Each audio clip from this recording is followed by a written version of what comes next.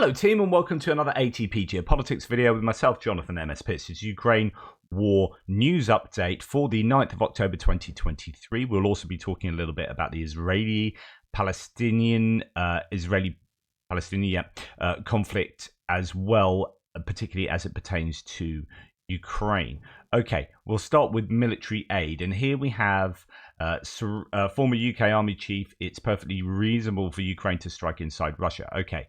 So this is Sir Richard Dannett, who is the former chief of the UK Army from, I think it was 2006 to 2009, and then became an independent member of the UK Parliament's upper house, so that's the House of Lords, in 2011. Okay. I don't always agree, actually. I think sometimes he's not quite got his finger on the pulse of exactly what's going on in the war, in the way that you do if you spend like 20 hours a day on Twitter. But actually, what he says here is spot on. So I think it's fair to say the West was fairly slow to decide to give Ukraine the necessary weapons that it required to launch its summer counteroffensive. Russians spent the same period of time preparing very comprehensive defensive positions, up to 3 lines of defense in many parts of the 1,000-kilometer front line, which has proved very difficult for the Ukrainian forces to penetrate. Further, he reiterated that gifting Western weapons to Ukraine has been slow and valuable time was lost, he said. And during the valuable time being lost to Ukraine, the Russians made good use of that time in preparing these comprehensive defensive positions. So he then goes on to say, currently the same position is in discussion about the availability of Western fighter jets such as the F-16s for Ukraine, quote, almost as if the West is trying to control the capability and capacity of Ukraine to really carry out its mission of freeing its sovereign soil from the Russian occupier. He goes on to say it's perfectly legitimate in exactly the same way that Russia is hitting Ukrainian cities, factories, infrastructure and the like, and have been doing that for months ever since the war began, for Ukraine to strike targets deep into Russia. That is perfectly reasonable in order to degrade the Russian military capability. I mean, that is a facet of modern war. I think this is really important. I think there needs to be more voices, or there need to be more voices that are saying this, that it is legitimate for Ukraine to be able to strike into Russian territory, particularly at military targets.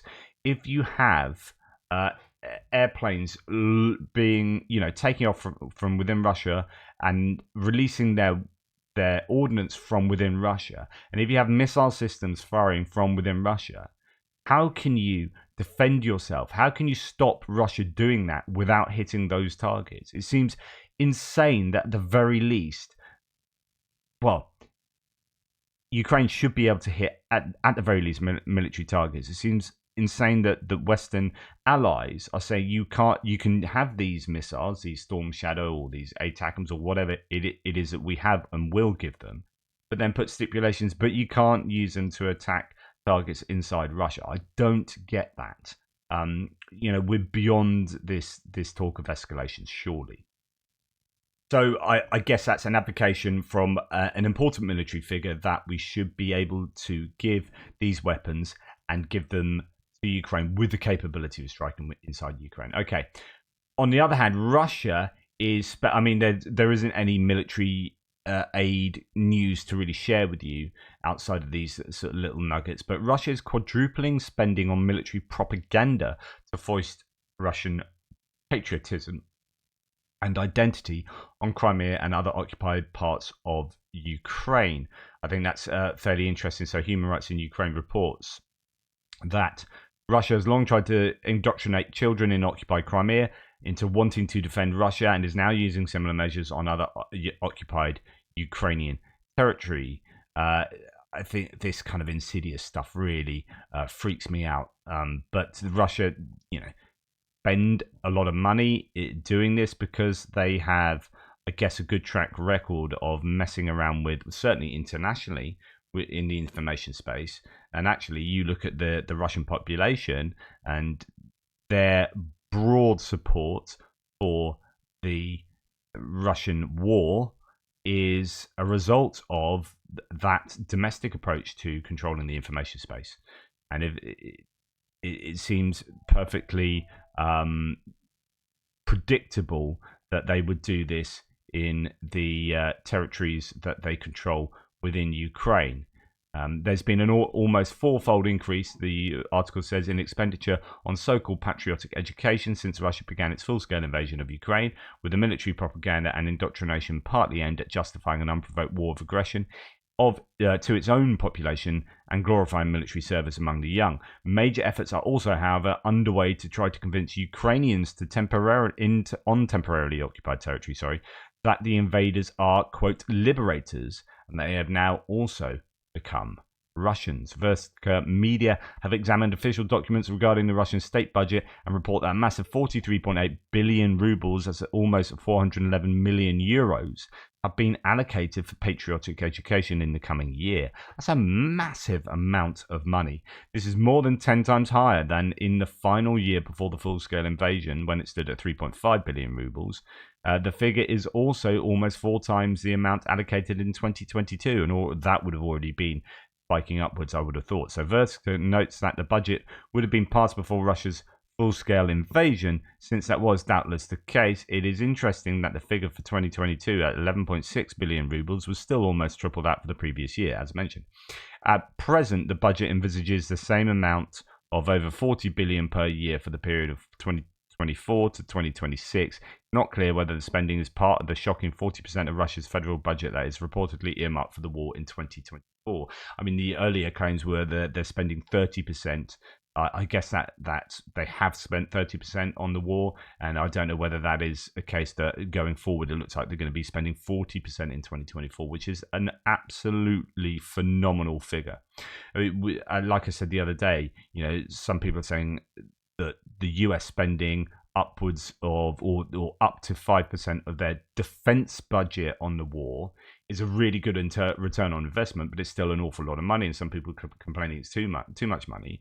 But actually, okay, the US is not at war, but strategically speaking, they kind of are. This is just an extension of the Cold War, and it's a war for geopolitical power across the world and influence. And 5% of their Department of Defense budget or their military spending is big, but it's not 40% of your entire budget. That is insane. Anyway. Events in Israel and Iran, Iran's joy at the terrorism unleashed by Hamas and Hezbollah, says Tim White, have left many wondering if the Israelis will try to strike defense manufacturers in Iran. So this is linked to the military aid and the ability of Iran to export equipment like Shahed drones and potentially cruise missiles. It could be a real worry to Russia, so that Russia can use them in Ukraine. Well, actually, what's going to happen going forward with what's taking place in Gaza, in Israel, considering that Iran are supposedly supporting this, and we're going to talk about to what degree they might or might not be supporting the terrorist uprising. So, as Britain's update from its military intelligence points out today, Russia assembles some killer drones themselves, but not all. Russia's partnership with Iran has strengthened in recent years, says the UK intelligence agency, almost certainly accelerated by Russia's invasion of Ukraine. International isolation has forced Russia to redirect its foreign policy efforts towards previously less desirable partnerships to gain diplomatic, economic and military support. Iranian military aid to Russia's campaign in Ukraine has included hundreds of one-way attack uncrewed aerial vehicles, so loitering drones, and artillery munitions. Iranian OWA UAVs, so loitering Shaheds, have been a core element of Russia's campaign of long-range strikes into Ukraine. This arrangement has now been extended to include assembling and production of these drones under license in a facility in Russia. Iranian diplomatic and economic ties have also intensified. Russia's engagement with Iran through multinational forums will almost certainly increase following Iran's recent admission into the Shanghai Cooperation Organization, which is a kind of like a trading bloc for BRICS and countries around that area, the Eurasian countries. But anyway, Iran's recent admission into that group and its invitation to join the economic BRICS forum, Iran recently claimed that Russia had invested $2.76 billion US dollars into Iran in 2022 to 23, and economic ties are highly likely to deepen as Russia seeks to mitigate sanctions.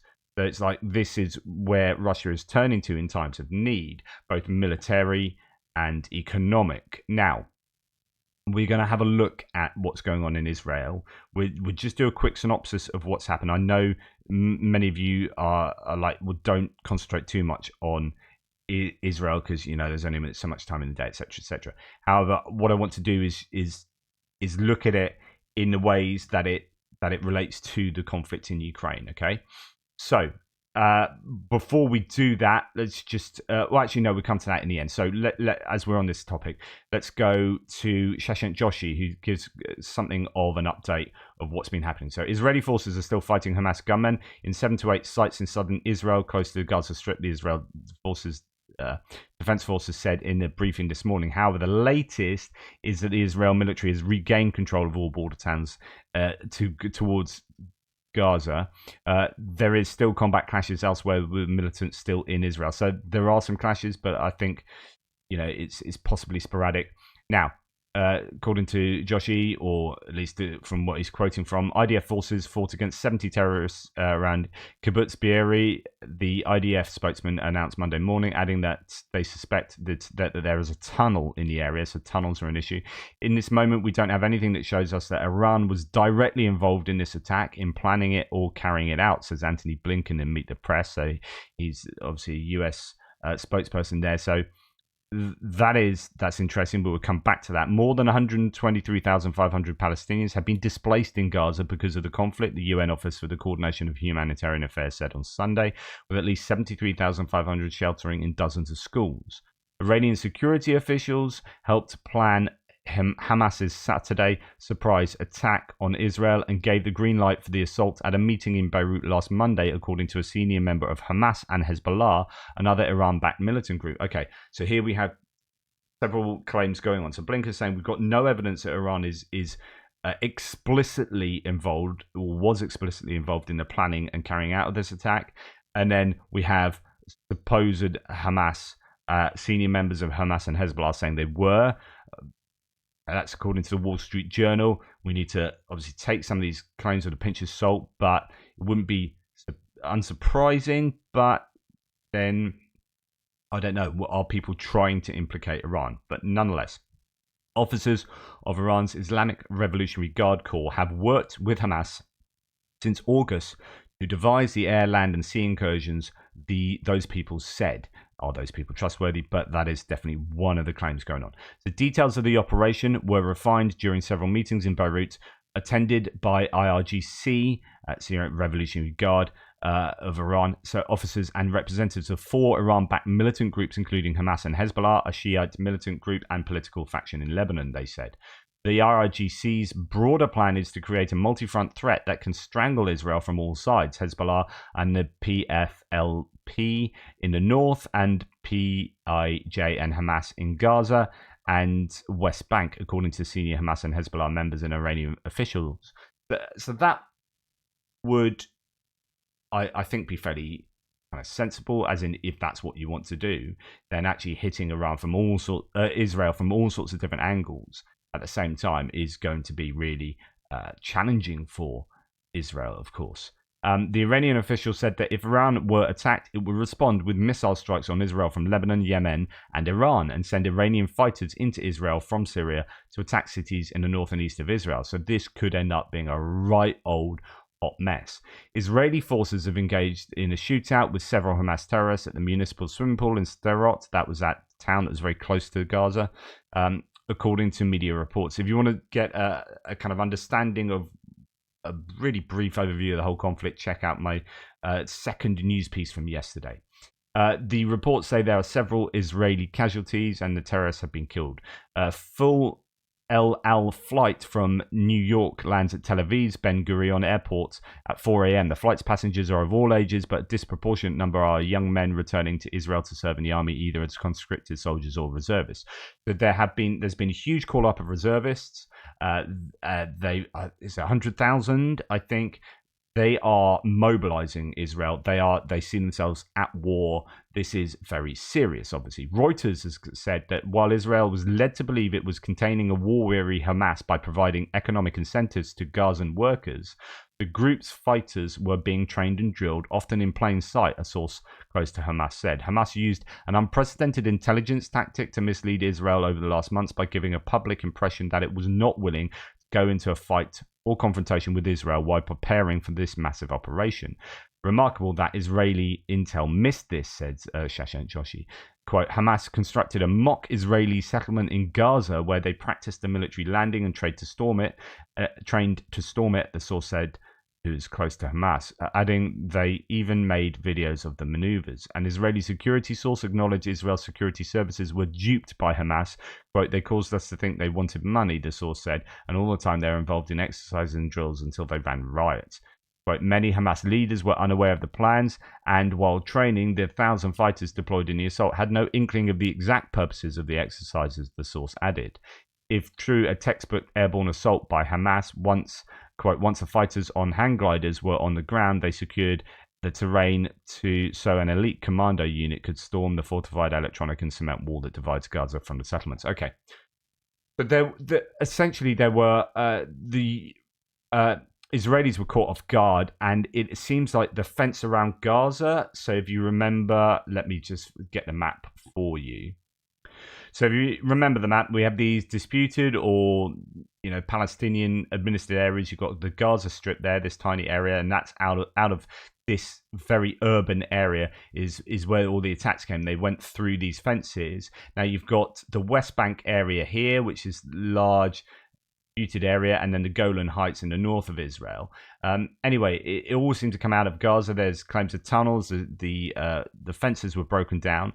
And one of the claims is that the Israelis were relying very much on tech here and artificial intelligence and surveillance of these and cameras everywhere. And so they pulled troops back from Gaza, and they had troops much more over in the West Bank and maybe Golan Heights and whatnot. And that the Hamas militants or terrorists or whatever you want to call them, fighters, were able, I think, to use electronic warfare interference or whatever to take down some of this equipment, so that they were able to do a surprise attack, and there weren't the forces in place around Gaza to rebut them and to repel them. So that is one of the claims of what was going on. Right. Okay. So let's take this one step further. So as I told you yesterday, the Russians were starting to get on board with these attacks as being good for Russia. Only good news today. This was the full quote is something like, last year we had bad news that the Kerch Bridge was taken out on Putin's birthday or something, but today there's only good news, right? Russia reacts to events in Israel with schadenfreude and mockery, so kind of like joy in Israel's pain. Now, some are claiming that Russia were involved in this and Iran were involved in this very explicitly, and others are claiming no, it's unlikely that Russia were involved in this explicitly. This is opportunism. And again, we'll have a look at this. So propagandist Margarita Simonyan's husband, Tigran Kiosayan, said on Russian media that any conflict in the world is now beneficial to us. And broadly speaking, that's about the most important understanding of what's going on here, is that any conflict in the world is beneficial to Russia. Russia gains with everyone else being confused and distracted from all sorts of different things going on, and so on and so forth. Russian propagandist Solovyev about the attack on Hamas on Israel.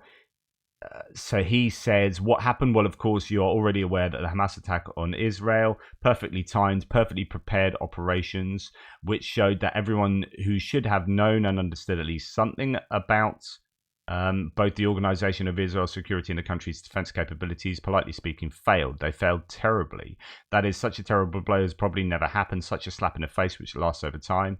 And it turned out that not so long ago, before these events, Israeli intelligence gave the conclusion that no, nothing will happen, and that everything is in order, although it's the 50th anniversary of the Yom Kippur War, which itself was a big surprise on Israel. Hamas, prepared. They prepared seriously. Apparently, there were sleeper cells. They started competently in several places with attack both from land and from the air, as far as it's possible, with the use of paragliders. With the use of paragliders, sorry. At the same time, they took into account that it is Saturday, and many security officers, many military personnel observe the Sabbath and are religious. That is, they are without phones and spend the day in prayer. So, of course, the timing is pretty clever there. And many citizens of Israel, especially in the territories bordering the Gaza Strip, the settlements are already deeply religious. They, Hamas, entered powerfully. They entered brazenly. They entered most cruelly. A huge number of rockets fell on Israeli territory, and the shelling continues now. And he finishes. Now the air raid alert has been announced at Ben Gurion Airport in Tel Aviv has also been hit. Whose side is our sympathy on? Our sympathy is with peace. He says, this conflict was smouldering. It was inevitable. It was quite obvious that sooner or later the situation would escalate to the point where it would flare up. So he says, we're on the side of police, but he, perfectly timed, perfectly prepared, is taking some kind of joy in what's happened here. And we see that quite a lot. Now, Alexander Dugin, who is the political philosopher who is his writing and his thinking form the foundation upon which Putin has basically created his domestic and foreign policy for the last 10 years. So you could argue that Putin's approach to Ukraine, it was actually really developed by Alexander Dugin, and he was targeted by Ukrainian special forces or whatever sleeper cells within Russia, and a car bomb was put on his car, but apparently he swapped cars and his daughter got in the car, and his daughter that was killed.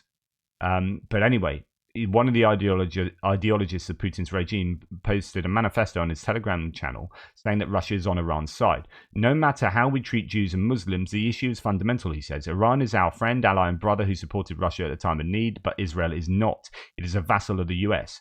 Although many in Israel at least understand Russia in terms of the special military operation, not supportive but not overly cursing either. Nevertheless, that is where the traitors and outright collaborators of our mortal enemy, the West, are fleeing from Russia. There is just something that all old and new patriots of Russia need to remember. Iran is absolute, Israel is relative, and all those who think otherwise are not quite clean about the Russian people who are now in mortal combat with the global enemy. The US globalists against whom we are now at war in Ukraine have fully supported Israel as well as Ukraine. That's a serious thing. Everything else is less serious. So the enemy of our enemy is our friend. Now Stalin's logic becomes clearer. He was for Israel while Israel was for us. He became against it when it switched to the West. Geopolitics is far more important than ethnic and religious sympathies and antipathies. Obviously, it's worth supporting those in Israel who support us, but let's be honest. Who among the political leadership there really support us?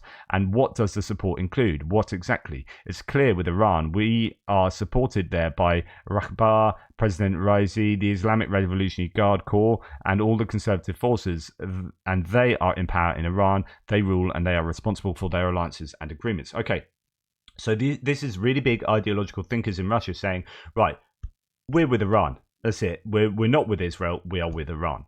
And there are then claims that actually there's this kind of axis of Iran, Russia, and Hamas and Hezbollah and whatever, and forces within Syria who are against Israel, and there are very obvious sides taking. But there's also this complexity I talked about previously yesterday, that actually there are both annexed territories within Israel, and then you've got Gaza, which is a Palestinian administrated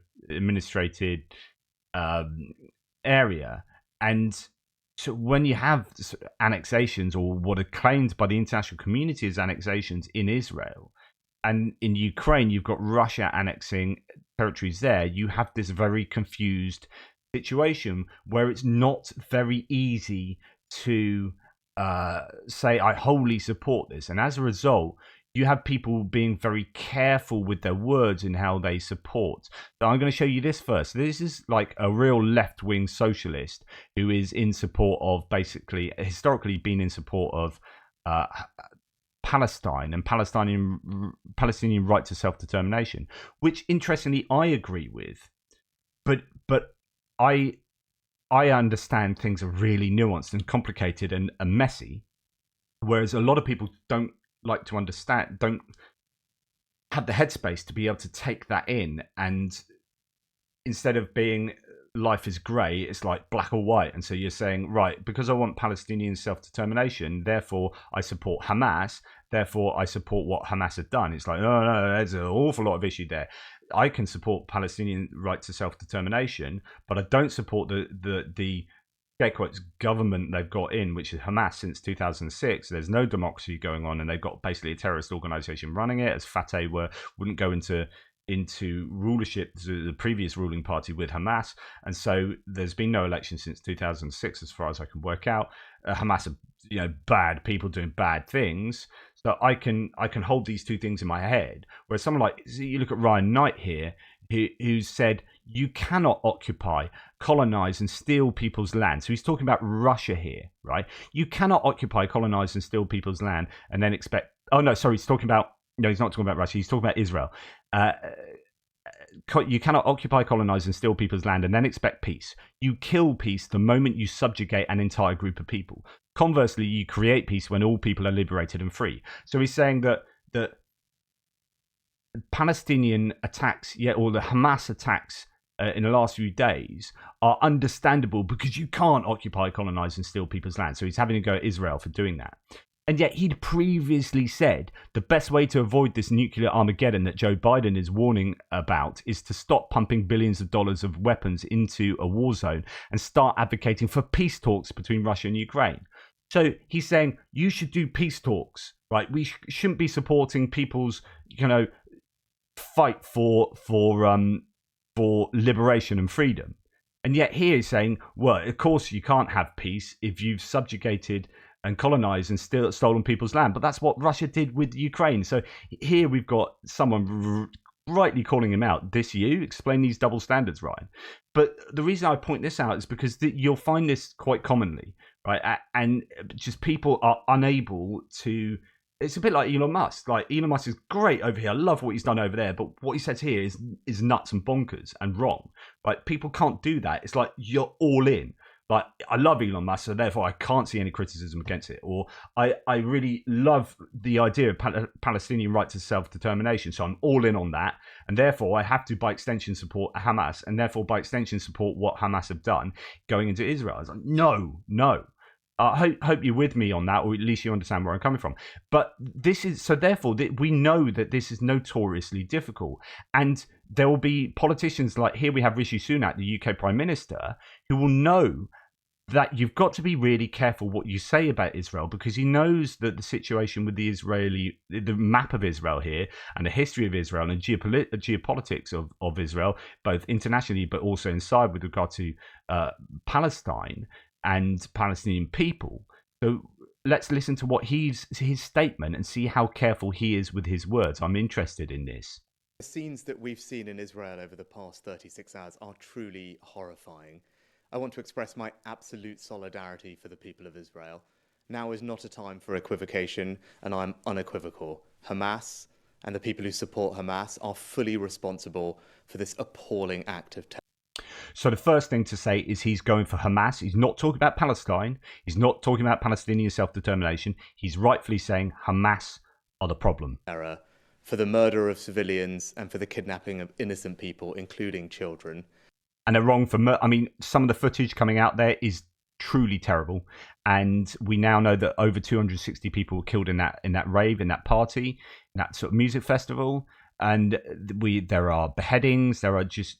You don't want to go looking for footage online because you'll find it and it's despicable. If you want to get angry, fair enough, go for it. But so Hamas have done terrible things, okay? And he's saying Hamas are to blame and they've done terrible things. I've just spoken with Prime Minister Netanyahu to assure him of the UK's steadfast support as Israel defends itself against these appalling attacks. We will. So, what are we supporting?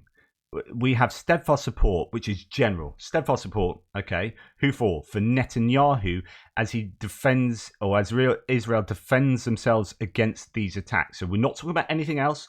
We're talking about defending against these attacks because these attacks are heinous. Very careful not to, like, I'm big upping Rishi Sunak here, which is unusual for me, but he's just being very careful not to overstep the line here and get into the quagmire of the historical issues, politically speaking. We'll do everything that we can to help. Terrorism will not prevail.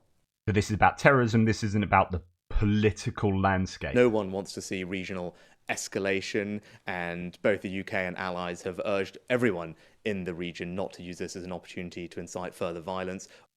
Perfect, because actually that's exactly what's going to happen. You're going to see Hezbollah, you've got Iran, you've got Syria bubbling away, you've got, Russia poking the hornet's nest, so on and so forth. Then you've got Egypt down below.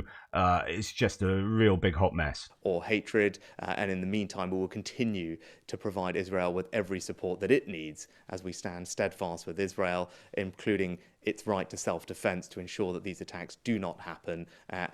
There's a right to self-defense here. Like, you can defend yourself, but I don't want to get into the longer weeds of, anything else beyond you've been attacked by terrorists. And we will continue to support Israel in that. Which is, suitably vague enough, but strong enough. So hopefully you're with me on that. So anyway, as we go back, sorry, I've got so many things open and trying to work out where I am. Here we are. So, Shashank Joshi later says there's absolutely zero evidence that Russia helped plan this attack, and insinuations of this magnitude require more evidence than some Russia-Hamas meetings and speculation. And so far, it looks likelier to me that Hezbollah was taken by surprise yesterday. So Hezbollah themselves, who are the terrorist group from Lebanon up here, themselves, he claims, weren't really aware of this taking place, or the plans of this to take place, and then they sent some mortars into Israel from the north, but that's more likely opportunistic, it seems that Shashank Joshi is saying. If you were Hamas and attempting to plan the most complex attack in your organization's history with complete secrecy, you would really want details to circulate. Would you really want details to circulate inside Hezbollah, which is also a priority target for Israeli intelligence and watched closely by other services? So that's his position there. Now, we've got then an interesting scenario where you might have seen it. I didn't show it, but there was this... she was actually ends up being a German citizen who was at the music festival, who was on the back of a truck, and the Hamas militants claim that she was part of the Israeli Defense Forces, but clearly not. She's a tattoo artist at a music festival, and her body was on the back, and it's not good. So the Daily Mail reports revealed German tattoo artist 30 killed by Hamas while attending a music festival before the militants paraded her body on the back of a truck, and claimed she was an Israeli soldier, as her devastated family say they are in a nightmare. So Jay in Kiev here says Olaf Scholz, the German chancellor, spending his day trying to figure out how to keep Germans from finding out what the Iranian regime responsible for the murder of this German woman is in full military partnership with Russia. Otherwise, Germans will demand Scholz stop blocking Taurus missiles to Ukraine. So you could have... There's this situation where... I've talked about this opportunism, where you're going to get a lot of entities being opportunistic, including Russia, and saying, well, this is all great for Russia in terms of Ukraine, because it's going to divert attention away from Ukraine. So you're going to have, here maybe Germans, Americans, people who would be giving military aid and money to Ukraine might have to be diverting that attention and those resources to Israel. But on the other hand, you could have it that if connections were made to Russia through Iran, that actually people go, no, right, we need to give Taurus missiles to Ukraine, because actually this is all connected. And it might end up going against Iran and and Russia in terms of the prosecution of the war against Ukraine. So this might go the other way. This is really interesting one to look at continually because yes, it's complicated and there are lots of moving parts, but yeah, I don't know. So much to say. Sorry, I've just been put off by a lovely cup of tea being given to me there. So, if we take this on, Noel report says the German government will review financial aid to the Palestinians because after the attack on the Palestinian terrorist organization Hamas on Israel, it is not certain that the money will be used for peaceful purposes. So, any kind of international aid going to the Palestinians here is now going to be questioned. So, this could be a real kick in the teeth for genuine Palestinian political reform. So this could be Hamas shooting themselves in the foot, but it could also play into Hamas by people not receiving money, being so desperate that the only option they have is to support Hamas. So these kind of things can go both ways. That's why it's always so complicated. But these attacks, quote, these attacks on Israel mark a terrible rupture, said Development Coordination Minister Svenja Schulze. We will now review our entire commitment to the Palestinian territories. Very interesting there. So going back to linking Iran and Russia to Hamas, US has yet to find a smoking gun linking Iran directly to planning and executing attack on Israel this weekend, US officials told CNN. However, there's no denying Iran's history of aiding Hamas. As one said, of course, Iran is in the picture. The question is, whether they were involved in the actual plans for that particular attack or whether they're just generally helping Hamas and giving them weapons to do that, whether actually the distinction particularly matters all that much. Iran denies involvement in planning the attack on Israel, writes the BBC. We strongly support Palestine, but we do not participate in Palestinian retaliatory measures, as these decisions are made solely by Palestine itself, says Iran. Now, this is from Hannah Notter, who is Russia's foreign and security policy Middle East expert, director for Eurasia, CNS, senior associate at CSIS, so on and so forth, PhD from Oxford University, etc., etc. She knows her onions, right? What do we know? What we can say about Russia's role and cost-benefit assessment regarding this situation, what can we say? Well, 1. Russia-Hamas relations are active and go way back. Moscow only recently hosted a Hamas delegation.